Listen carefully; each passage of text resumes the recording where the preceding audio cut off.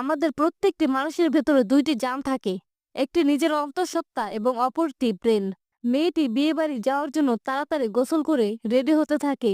Makeup করার সময় over thinking করে এবং নিজের মতো দেখতে একটি মেয়েকে আয়নায় ইমাজিন করতে থাকে। সেই মেয়েটি তার ছোট ছোট ভুলগুলোকে বড় করে দেখাতে থাকে এবং বলতে থাকে, তুমি যদি পারফেক্ট না হও তাহলে তোমাকে কেউ পছন্দ করবে না।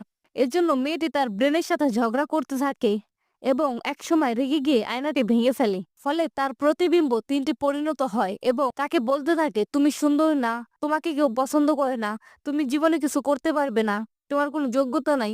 এই সময় তার হাজবেন্ড বাড়িতে আসলে সে ওভার থিঙ্কিং থেকে বাস্তব জীবনে ফিরে আসে এবং দেখতে পায় পুরো ঘর এলোমেলো হয়ে গেছে।